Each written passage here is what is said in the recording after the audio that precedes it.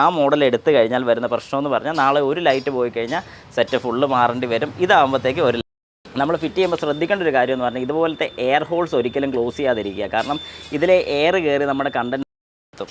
ഇനി ഇവിടെയാണ് ഞാനത് വെക്കാൻ ഉദ്ദേശിക്കുന്നത്. ഈ ഒരു പോർഷനിൽ നമുക്കതൊന്ന് ഹായ് നമസ്കാരം, ഞാൻ രാകേഷ് MG.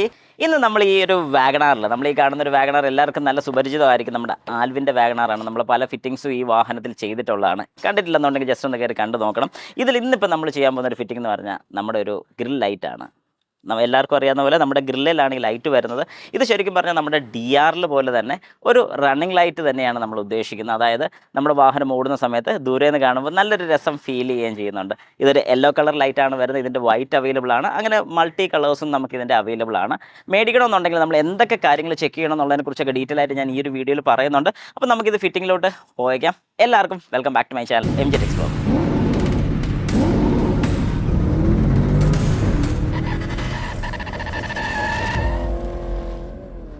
ഓക്കെ, അപ്പോൾ നമുക്കിതിനെ ഒന്ന് അൺബോക്സ് ചെയ്ത് നോക്കാം.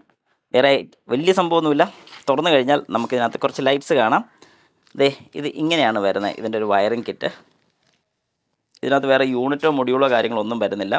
ഇത് ശരിക്കും പറഞ്ഞാൽ ഒരു 12 വോൾട്ട് ഡയറക്റ്റ് കൺവേർട്ട് ചെയ്ത് വെച്ചിരിക്കുന്ന ലൈറ്റാണ്. പിന്നെ നിങ്ങൾ ശ്രദ്ധിക്കേണ്ട ഒരു കാര്യം എന്ന് പറഞ്ഞാൽ ഇത് ഇൻഡിപെൻഡൻ്റ് ആയിട്ട് നമുക്ക് ഊരിയെടുക്കാൻ പറ്റുന്ന, അതായത് 4 ലൈറ്റ്സ് ഉണ്ട്. ഈ 4 ലൈറ്റ്സിനും ഇവിടെ കണക്റ്റേഴ്സ് വരുന്നുണ്ട്. കണ്ടോ? ഇങ്ങനെയുള്ളതിൻ്റെ മെയിൻ അഡ്വാൻറ്റേജ് എന്താണെന്ന് പറഞ്ഞു കഴിഞ്ഞാൽ നമുക്ക് ഒരു ലൈറ്റ് ഇതിനകത്ത് ബേൺ ഔട്ട് ആയിക്കഴിഞ്ഞാൽ, അല്ലെങ്കിൽ ഒരു ലൈറ്റ് കത്തിപ്പോയി കഴിഞ്ഞാൽ നമുക്ക് ഈ ഒരു ലൈറ്റ് മാത്രം വേണമെങ്കിൽ ഒരു സെറ്റ് മേടിച്ചിട്ട് ഇടയ്ക്കൊന്ന് മാറ്റി വെക്കാൻ സാധിക്കും. ഇപ്പോൾ ഒരെണ്ണത്തിൽ വെള്ളം കയറി അങ്ങനെ എന്തെങ്കിലുമൊക്കെ പ്രശ്നം വന്നു കഴിഞ്ഞാൽ ഒരെണ്ണമായിട്ട് മാറാം. അല്ലെങ്കിൽ ഫുള്ള് വയറിംഗ് ആയിട്ടുള്ളത് കിട്ടും. ഇതുപോലെ കണക്റ്റേഴ്സ് ഇല്ലാത്തതും അവൈലബിൾ ആണ്. അതിന് വിലക്കുറവാണ്. അന്നേരം നിങ്ങൾ ശ്രദ്ധിക്കേണ്ട ഒരു കാര്യം എന്ന് പറഞ്ഞാൽ ആ മോഡൽ എടുത്തു കഴിഞ്ഞാൽ വരുന്ന പ്രശ്നമെന്ന് പറഞ്ഞാൽ നാളെ ഒരു ലൈറ്റ് പോയി കഴിഞ്ഞാൽ സെറ്റ് ഫുള്ള് മാറേണ്ടി വരും. ഇതാകുമ്പോഴത്തേക്ക് ഒരു ലൈറ്റ് മാത്രമായിട്ട് നമുക്ക് മാറ്റാം. പിന്നെ ഇനി ഇത് എവിടെ ഫിറ്റ് ചെയ്യണം എന്നുള്ളതിനെക്കുറിച്ച് നമുക്കൊന്ന് ചെക്ക് ചെയ്യണം. ഇതിലൊരു പോസിറ്റീവും നെഗറ്റീവും വരുന്നുണ്ട്. ഞാൻ ജസ്റ്റ് ഒന്ന് കണക്ട് ചെയ്ത് നോക്കിയായിരുന്നു. എല്ലാം വർക്കിംഗ് ആണ്. നമുക്കിത് കണക്ട് ചെയ്യേണ്ട രീതി, എവിടെ കൊണ്ട് കണക്ട് ചെയ്യണം എന്നുള്ളതിനെക്കുറിച്ചൊന്ന് ആലോചിക്കാം. ഞാനിപ്പോൾ ഉദ്ദേശിക്കുന്നത് ഏകദേശം ഈ ഒരു പോർഷൻ, ഈ ഒരു ഗ്രില്ലിൻ്റെ ഇടയ്ക്കോട്ട് വെക്കാമെന്നാണ് വിചാരിക്കുന്നത്. കാരണം നമ്മൾ ഫിറ്റ് ചെയ്യുമ്പോൾ ശ്രദ്ധിക്കേണ്ട ഒരു കാര്യം എന്ന് പറഞ്ഞാൽ ഇതുപോലത്തെ എയർ ഹോൾസ് ഒരിക്കലും ക്ലോസ് ചെയ്യാതിരിക്കുക. കാരണം ഇതിലെ എയർ കയറി നമ്മുടെ കണ്ടൻസറും റേഡിയേറ്ററും ഒക്കെ തണുക്കാൻ വേണ്ടിയിട്ടുള്ളതാണ്. അതുകൊണ്ട് ഒരു കാരണവശാലും ഇതുപോലത്തെ ഹോൾസ് ഒന്നും ക്ലോസ് ചെയ്യാതിരിക്കുക. ഈ ഒരു ഹോൾ ജസ്റ്റ് പറഞ്ഞാൽ ഫ്രീ ആയിട്ട്, ഈ ഒരു ഗ്രില്ലിന് വേണ്ടി ഒരു ഫ്രീ ആയിട്ടുള്ള ഹോളാണ്. അപ്പോൾ ഞാൻ ഒന്നിവിടെ ഇങ്ങനെ കൊടുക്കാനാണ് ഇപ്പം നിലവിൽ പ്ലാൻ ചെയ്യുന്നത്. അപ്പോൾ നമുക്ക് വയറിങ്ങും കാര്യങ്ങളൊക്കെ ജസ്റ്റ് ഇഗ്നീഷനിൽ നിന്ന് കൊടുക്കാനാണ് ഉദ്ദേശിക്കുന്നത്. ഞാൻ ഇതിനകത്തൊരു DRL ഫിറ്റ് ചെയ്തിട്ടുണ്ടായിരുന്നു. ഈ ഒരു DRLൻ്റെ കണക്ഷനും വരുന്നത് നമ്മുടെ ഇഗ്നീഷനിൽ നിന്ന് തന്നെയാണ് ഔട്ട് എടുത്തിരിക്കുന്നത്. ആ ഒരു കണക്ഷൻ തന്നെയാണ് കൊടുക്കാൻ പ്ലാൻ ചെയ്യുന്നത്. ഏതായാലും നമുക്കൊന്ന് അഴിക്കാം. ഈ ബമ്പർ ഒരു അല്പം ഒന്ന് ഫ്രണ്ടിലോട്ട് അഴിച്ചു വെച്ച് കഴിഞ്ഞാൽ കുറച്ചുകൂടി ഒരു എളുപ്പമുണ്ട് നമുക്കൊന്ന് ഫിറ്റ് ചെയ്യാൻ വേണ്ടി. നമുക്ക് ഏതായാലും അതൊന്ന് ചെയ്യാം. അപ്പോൾ നമുക്ക് നമ്മുടെ ബമ്പർ ഒന്ന് പെട്ടെന്ന് അഴിക്കാം. നമ്മുടെ ബമ്പർ കഴിച്ചിട്ടുണ്ട്. ആ ലോക്കെല്ലാം ഒന്ന് ഊരി വേണ്ടേ, ഇത്രയും ഭാഗം ഞാൻ ഇങ്ങോട്ട് നീക്കിയിട്ടുണ്ട്. ശരിക്കും പറഞ്ഞു കഴിഞ്ഞാൽ നമുക്കിത് ബമ്പറൊന്നും അഴിക്കാതെ തന്നെ ഇതിലെ കുത്തിക്കയറ്റാം. പക്ഷേ അങ്ങനെ ചെയ്ത് കഴിഞ്ഞാൽ വർക്ക് പെർഫെക്റ്റ് ആകത്തില്ല. ഞാൻ എപ്പോഴും വർക്ക് നല്ല വൃത്തിയായിട്ടുള്ള രീതിയിൽ ചെയ്യുകയാണെങ്കിൽ എനിക്ക് ഭയങ്കര കംഫർട്ടബിൾ ആയിട്ട് തോന്നും. അതുകൊണ്ടാണ് ഞാൻ ഇങ്ങനെ ചെയ്യുന്നത്. അല്ലാത്ത ആൾക്കാർക്ക് ചെയ്യാൻ പറ്റും. ഇതിൽ ജസ്റ്റ് കയറ്റി ഒന്ന് ടൈറ്റ് ചെയ്തിൽ നമുക്ക് വയർ ഈ സൈഡിൽ കൂടെ എടുക്കാനും പറ്റും. ഇത് ഞാൻ ചെയ്യാൻ പോകുന്നൊരു കാര്യമെന്ന് പറഞ്ഞാൽ ഞാനിതൊന്ന് ജസ്റ്റ് ബാക്കിലോട്ട് മാറ്റിയിട്ട് ഇവിടെയുള്ള സ്ക്രൂസ് ഒന്ന് അഴിക്കുകയാണ്. ഇത് കണ്ട് ഈ കാണുന്ന സ്ക്രൂ ഒക്കെ ജസ്റ്റ് ഒന്ന് അഴിച്ച് ഈ ഗ്രില്ലിനെ ഞാനൊന്ന് പുറത്തോട്ട് എടുക്കുകയാണ്. എനിക്കൊരു 8-10 സ്ക്രൂ ഉണ്ട്. ഈ ഫുള്ള് ഗ്രില്ല് നമുക്ക് പുറത്തോട്ട് അഴിച്ചെടുക്കാൻ പറ്റും. അങ്ങനെ പുറത്തോട്ട് അഴിച്ചെടുത്ത് കഴിഞ്ഞിട്ട് സമാധാനമായിട്ട് ഇരുന്ന് ചെറിയ സ്ക്രൂസൊക്കെ വെച്ച് സ്ക്രൂ ചെയ്ത് നല്ല വൃത്തിയായിട്ട് അത് വെച്ച് സെറ്റ് ചെയ്തിട്ടാണ് നമ്മൾ തിരിച്ചുകൊണ്ട് ഫിറ്റ് ചെയ്യാൻ വേണ്ടി പോകുന്നത്. അങ്ങനെ ഞാൻ ഇത് ഏതായാലും ഒന്ന് അഴിച്ചെടുത്തിട്ട് നമുക്ക് ബാക്കി കാണാം.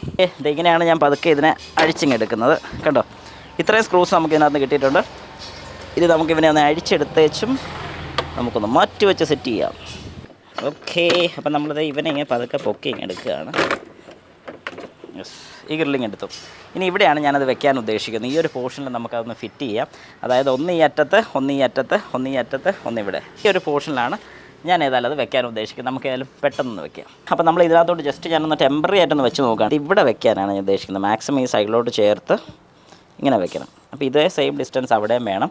ഇതിങ്ങനെ ഓരോ പോർഷൻസിൽ ഇവിടെ 2, 3, 4 ഇങ്ങനെ 4 എണ്ണം വെച്ചിട്ട് ഇതിൻ്റെ ബാക്കിൽ പ്രോപ്പറായിട്ട് ഇതിൻ്റെ വയറിങ് നമ്മൾ സെറ്റ് ചെയ്ത് വെക്കുകയാണ്. കാരണം തിരിച്ച് ഫിറ്റ് ചെയ്യുന്ന സമയത്ത് നമുക്ക് ക്ലിപ്പ് ചെയ്യാനും എളുപ്പമുണ്ടായിരിക്കണം. ആ 2 കാര്യങ്ങൾ മനസ്സിൽ വെക്കണം. എന്നിട്ട് ഇവിടെ ഒരു ചെറിയൊരു സ്ക്രൂ ഞാൻ വെക്കാമെന്നാണ് ഉദ്ദേശിക്കുന്നത്. വളരെ ചെറിയൊരു സ്ക്രൂ. നാളെ ഒരു സമയത്ത് എടുത്ത് മാറ്റിക്കളഞ്ഞാലും ഈ സ്ക്രോമിന് വേറെ പ്രശ്നങ്ങൾ വരില്ല.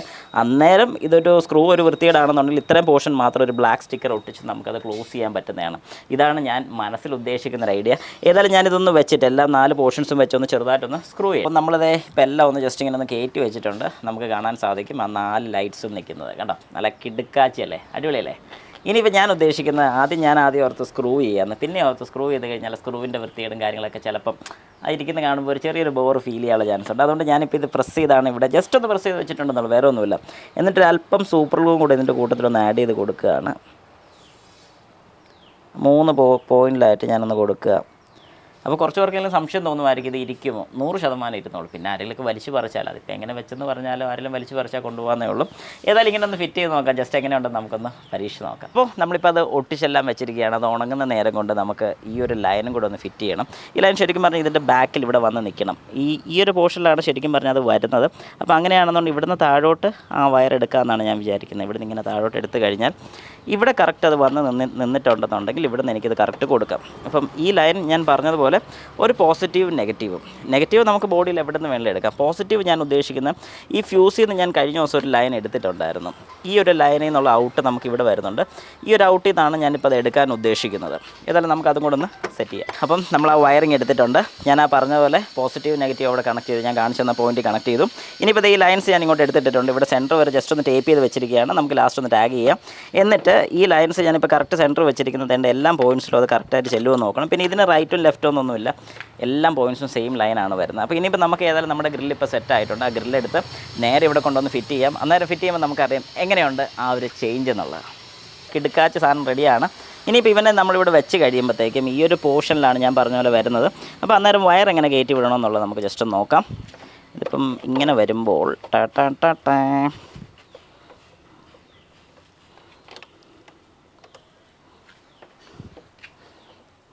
തൽക്കാലം നമുക്കിതിനെ ഇതിൻ്റെ അടിയിൽ കൂടെ ഇങ്ങനെ എടുക്കാം.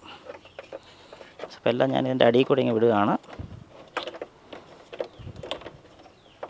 ഇതിലെ നോക്കിക്കോണം, ഇതിൻ്റെ അടിയിൽ കൂടെയാണ് വിടുന്നത്. കണ്ടോ, ഇവിടെ കണ്ടോ, ഇതിൻ്റെ അടിയിൽ കൂടെ ഞാനിപ്പോൾ ഇങ്ങോട്ട് വിടുകയാണ്.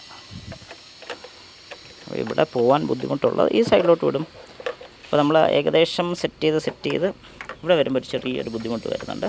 അന്നേരം ഇവനെ ഈ സൈഡിൽ കൂടെ ഞാൻ കയറ്റി വിട്ടു. ഓക്കെ, അപ്പോൾ നമ്മുടെ ലൈൻസ് എല്ലാം ഓക്കെ ആണോ എന്നുള്ളത് നോക്കിയേക്കണം, എല്ലാം അപ്പുറത്തോട്ട് ഇറങ്ങിയിട്ടുണ്ടോ എന്ന്.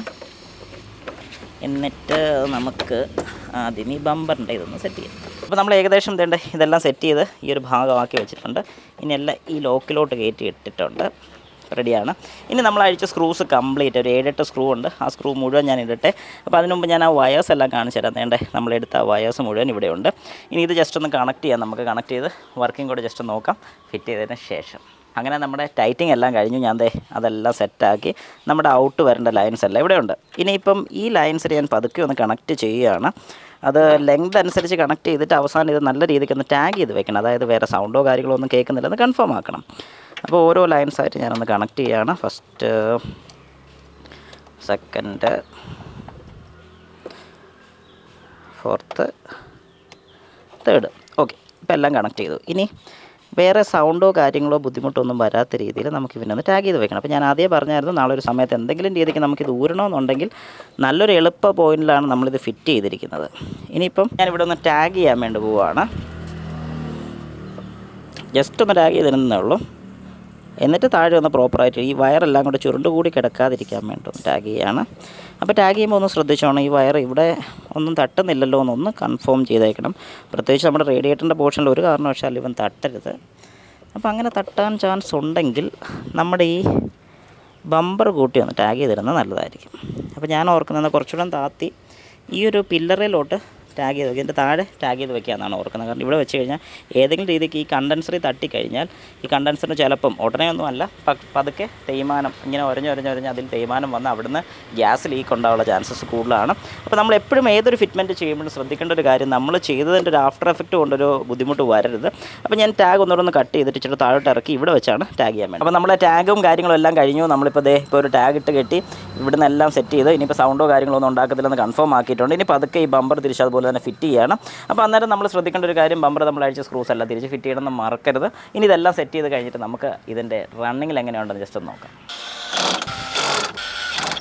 ഓക്കെ, അങ്ങനെ നമ്മുടെ പരിപാടിയെല്ലാം കഴിഞ്ഞു, നല്ല സെറ്റായിട്ടുണ്ട്. ഇനി നമുക്ക് ജസ്റ്റ് ഒന്ന് ഓൺ ആക്കി നോക്കിയിട്ട് നമുക്കൊരു ഡ്രൈവ് ഒന്ന് നടത്തി നോക്കാം, എങ്ങനെയുണ്ട് അതിൻ്റെ ഫീൽ എന്നുള്ളത് നോക്കാം. ഏതായാലും ഞാനിപ്പോൾ ഒന്ന് കത്തിച്ച് കാണിച്ചു തരാം. യെസ്, അപ്പോൾ ഇതാണ് നമ്മുടെ ഐഡിയ. 4 സെറ്റാണ്. ഇനി നമുക്ക് ഈ വാഹനം ഒന്ന് ഓടിച്ച് നോക്കാം. ഓടിച്ച് നോക്കിയിട്ട് എങ്ങനെയുണ്ട് അതിൻ്റെ ഫീലെന്നും കൂടെ ജസ്റ്റ് ഒന്ന് നോക്കാം. അപ്പോൾ ഇങ്ങനെ ഇരിക്കും നമ്മളൊരു ഡ്രൈവൊക്കെ വരുന്ന സമയത്ത് ഇത് കാണാൻ നല്ല അടിപൊളി. കാണുമ്പോൾ രസം അതൊന്ന് വേറെയാണ്. ഓക്കെ, അപ്പം നമ്മുടെ പരിപാടിയും കാര്യങ്ങളെല്ലാം സെറ്റായിട്ടുണ്ട്. വളരെ സിമ്പിളായിട്ട് നമുക്ക് ഫിറ്റ് ചെയ്യാന്നുള്ളൊരു കാര്യം എല്ലാവർക്കും മനസ്സിലായിട്ടുണ്ട്. ഇനി ഈ പ്രോഡക്റ്റിൻ്റെ പ്രൈസ്, അത് പലരുടെയും മനസ്സിലുള്ളൊരു സംശയം, എത്രയാണ് ഇതിൻ്റെ പ്രൈസ് വരുന്നത്? ഇത് ശരിക്കും പറഞ്ഞു കഴിഞ്ഞാൽ 700 രൂപയോളം നമ്മുടെ ആമസോണിൽ പ്രൈസ് കാണിക്കുന്നുണ്ട്. ഞാൻ ആ ഒരു റേറ്റിലാണ് എടുക്കുന്നത്. ഈ ഒരു പ്രോഡക്റ്റ് നമുക്ക് അതിലും റേറ്റ് കുറച്ച് കിട്ടും. ഞാൻ ഇതിൻ്റെ ഡീലേഴ്സ്, ഞാൻ ഈ ഒരു പ്രോഡക്റ്റ് മാത്രം അവിടുന്ന് കടയിൽ നിന്ന് മേടിച്ചിട്ടില്ല. അങ്ങനെ കിട്ടുകയാണെന്നുണ്ടെങ്കിൽ ഷുവറായിട്ട് നമ്മുടെ കമ്മ്യൂണിറ്റിക്കകത്ത് ഞാനിത് ഇട്ടോളാം. എത്രയാണ് പ്രൈസ് കിട്ടുന്നത്, ഏറ്റവും റേറ്റ് കുറവിന് കിട്ടുകയാണെന്നുണ്ടെങ്കിൽ ഉറപ്പായിട്ടും ഞാൻ ഇട്ടോളാം. ഇട്ട് കഴിഞ്ഞിട്ട് ആവശ്യമുള്ള ആൾക്കാർക്കൊക്കെ ജസ്റ്റ് ഒന്ന് കമൻറ്റ് ഇട്ടാൽ മതി, അല്ലെങ്കിൽ മെസ്സേജ് ഇട്ടാൽ മതി. നിങ്ങൾക്ക് ഞാൻ ഈ പ്രോഡക്റ്റ് അയച്ചു തരുന്നതായിരിക്കും. അപ്പോൾ കമൻറ്റിന് വേണ്ടി അല്ലെങ്കിൽ ഈ ഒരു പ്രൈസിന് വേണ്ടി നിങ്ങളൊന്ന് ജസ്റ്റ് വെയിറ്റ് ചെയ്യുക. ഉറപ്പായിട്ടും നമ്മുടെ കമ്മ്യൂണിറ്റിക്കകത്ത് ഞാൻ പോസ്റ്റ് ചെയ്യുന്നതായിരിക്കും.